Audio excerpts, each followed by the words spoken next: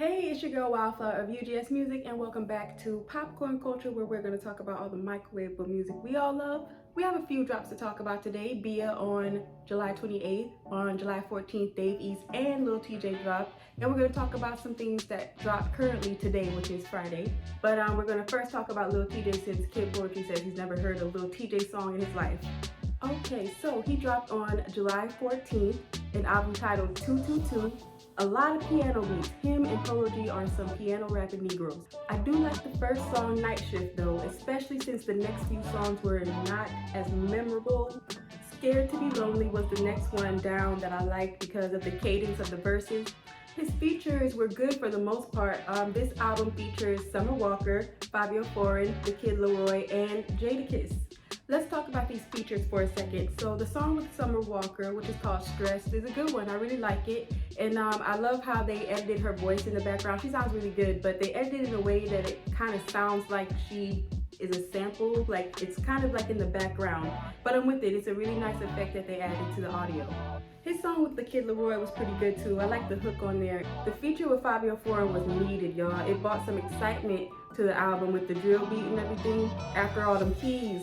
Last and least is the feature with Jadakiss called Hole in My Heart. I think this could be one of my favorite songs on the album if Jadakiss didn't ruin that for me, okay? I totally respect his artistry, I do, but his deep, raspy voice just was not right for this song. I don't know who thought that was sonically a good choice.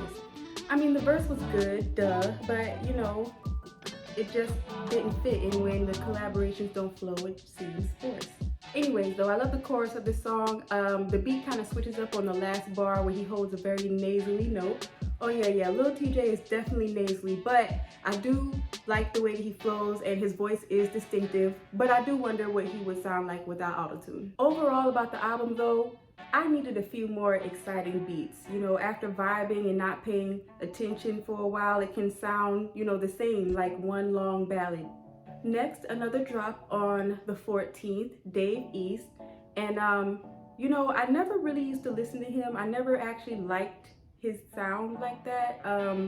You know, years ago when I first, you know, heard him and everything, I didn't really like him like that. So I never really followed up, and I never really listened to his music like that.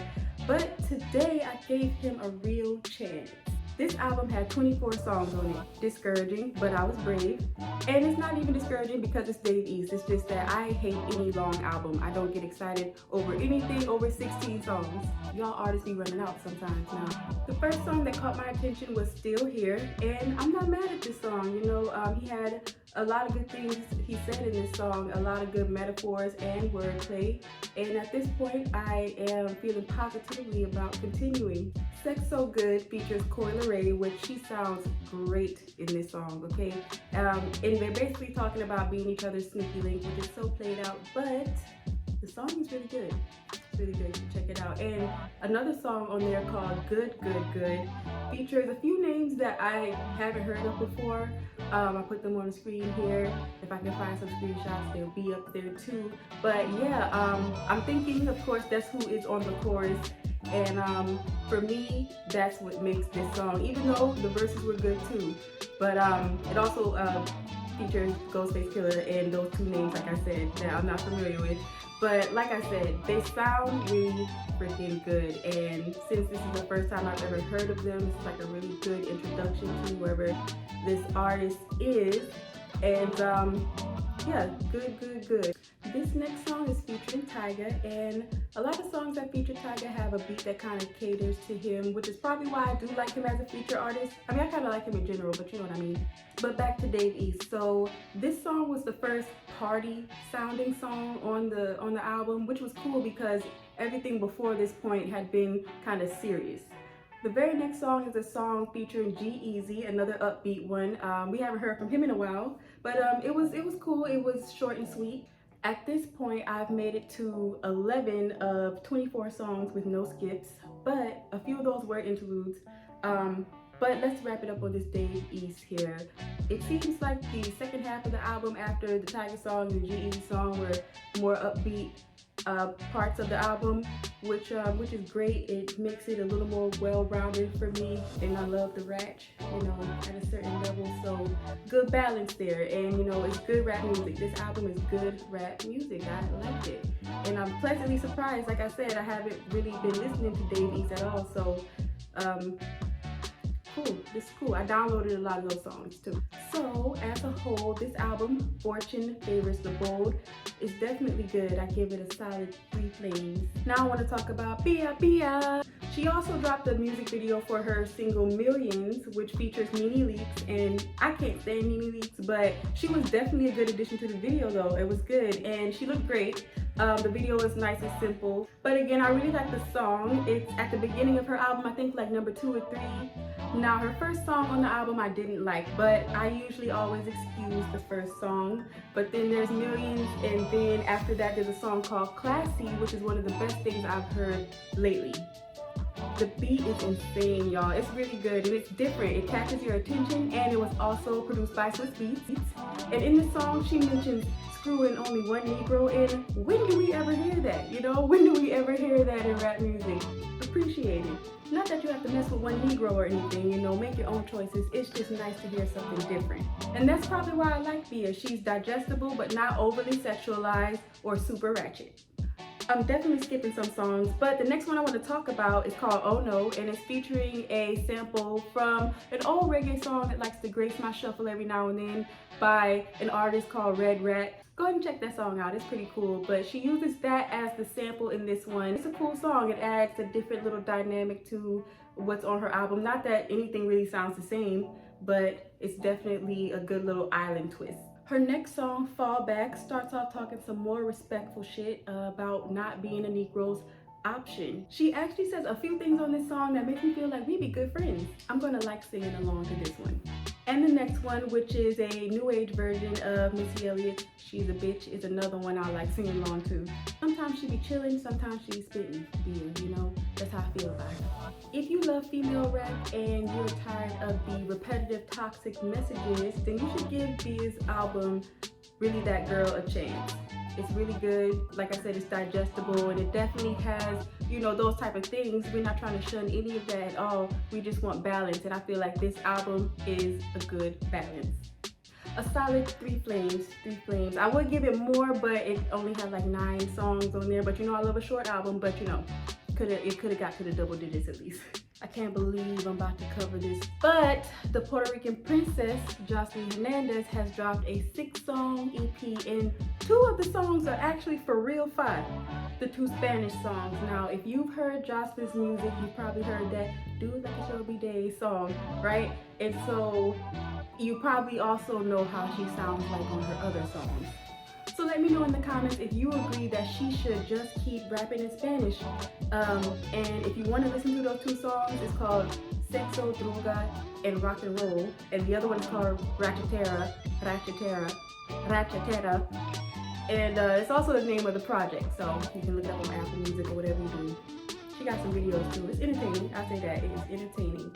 That's all I have right now, but when I come back, I'm going to talk about Doja Cat and Halle. For now, what happened to with Kid Poetry? What's good, Wildflower, and everybody out there in the interwebs? You already know who it is, Kid Poetry. If you ain't know, it's me, and we are back again with another What Happened To. Now, on What Happened To, y'all already know what we do. We come back, give y'all a little something from back in the day, remind y'all what the hell happened. What the hell am I wearing? Well, today, I'm wearing this specific get up because we taking it back to the early 2000s, you know what I mean? 2009, 2010, 2008. And around that time, you know, niggas had the Versace print, you know, they had the big glasses. But there was a specific cat that for some reason, I don't know, his gimmick was that he kept the shit over his eyebrows. He kept the shit over his eyebrows so much that the nigga had a chain with his eyebrows on it. I'm talking about his name even had his eyebrows in it. Who the hell am I talking about today? This man blew it up. We are talking about what the hell happened to Ron Browse. Now, for everybody asking, who the hell is Ron Browse? Ron Browse is the guy that you didn't even know you knew. Even Wildflower didn't know who this was. I had to remind her, man, y'all don't know Jumping Out the Window with this one. Man, this nigga has some fire songs. Oh my God. What was another joint he had? Oh, we pop champagne. Oh, we get A-Rap butter. Give me $20. Play it up. Give me $20. So Ron Browse was a Harlem-based rapper. He got his start producing beats for Big L back in the day. Shout out Big L, R.I.P. After that, he then was a part of Flip Mode with Busta Rhymes. So you know he was real New York. If you ain't big on New York music, then it's possible you could have passed this. But the nigga was so hot at one time, man. He also got his biggest notoriety from making the Ether beat. If y'all ever heard Ether Boy, you know what I mean? He was letting niggas know that he had made Ether the hottest shit to go at Jay-Z. And you gonna have to remember that he went at Jay-Z. Now, mind you, he gave the beat to Jay first. Jay ain't used the beat. So he gave it to Nas. And when Nas used the beat, I mean, the rest is history, nigga. Ether became one of the biggest things to ever happen in the hip-hop community. So this nigga was just riding on the back of that. And that got him into the game, got him another deal in 08 where he was able to make some of these bigger records that we know and love. You know, your Pop Champagne, Give Me $20. And those joints were so big at the time, but what the hell happened? So at that time, we had everybody from T-Pain, we had Ron Browse, we had all kinds of artists coming out and utilizing auto-tune to the maximum. I'm talking about, you heard auto-tune every time you turn the radio on. Even Lil Wayne was getting his drops in there, you know what I mean? Out of love. He was getting his shit off. So Hov was like, man, this shit's getting real tiring, bro. This shit's getting real tiring. I'm tired of all these niggas with this microwave music. And he had to do something about it. Y'all already know what he did, nigga. D.O.A. He dropped that Death of Auto-Tune on their heads, man. And it really shook the game up, which is crazy because in this day and age, you can't even imagine a song having that big of a change on music or hip-hop culture in itself. But when Jay-Z dropped that Death of Auto-Tune, he basically set the tone straight. He let everybody know that we not on that shit no more. He might wear black for a whole year straight. It wasn't no more colors. Niggas wasn't doing the big Versace prints. Niggas wasn't doing the big shades no more. Fitted hats no more. Covering their eyebrows no more. Shit was weird out here, man. He was making everybody super adult and shit. Niggas wasn't having fun. Niggas wasn't jumping out the window no more. I don't even know why Ron Browse was telling us to jump out the window. But, yeah.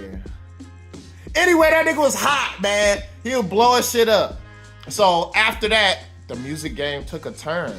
We stopped hearing all of the auto-tune music shit. Even T-Pain, when it sat down, he felt some type of way when Jay-Z dropped that shit. But Jay loved him some T-Pain.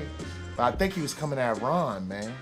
He was coming at Ron because Ron dropped that motherfucking Ether beat over to Nas, and Nas Ether Jay-Z. And this shit came all full circle. He made sure to get that nigga the fuck up out of here. Now, did he get that nigga the fuck up out of here? Not entirely. You know what I mean? Ron is still dropping music. I'm sure he can go somewhere and still do Jumping Out the Window today. You know what I mean? But he might have to jump out of like one of them sugar glass windows or something to get the popularity back up. He gotta do something viral now. You know what I mean? We in the age of virality today. So could it happen? I think somebody could make one of his songs over, you know what I mean? Get my boy back into the forefront of things. Shit. New York doing some big things right now. It's possible. It's possible. But he's still doing a little something. He did get dropped from his label. He had his own Ether Boy label for a little bit too. You know what I mean? He was trying to make shit happen, but ultimately, when your biggest gimmick was covering your eyebrow, I promise you, nigga, I look at all the pictures of bruh.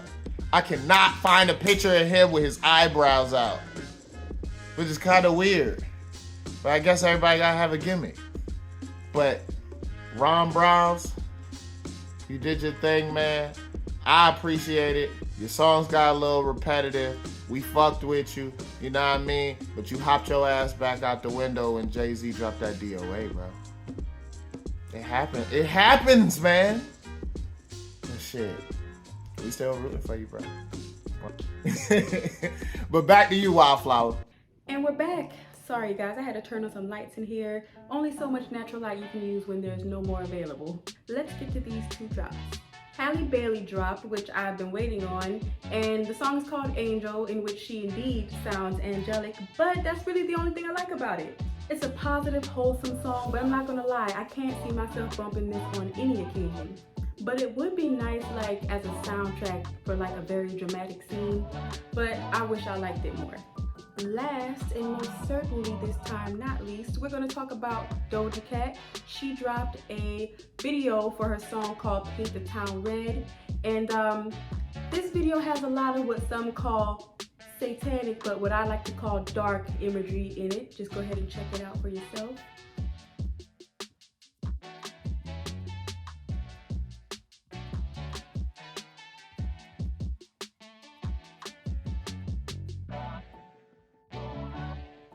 The Christians are gonna love that. In this song, she reiterates how she doesn't have to wear her hair the way anyone else wants her to. A rebellious song. In the verses, she says she doesn't want to be famous anymore, but in the chorus, it's I said what I said, I choose fame instead, or something like that. So, I don't know, you know, it kind of gives me the feel like she's kind of fed up, and that's kind of how she's been coming off with her online rants and things like that. But either way, I really like the video, I really like the song too, and I'm waiting for this girl's album, even though she doesn't like her fans.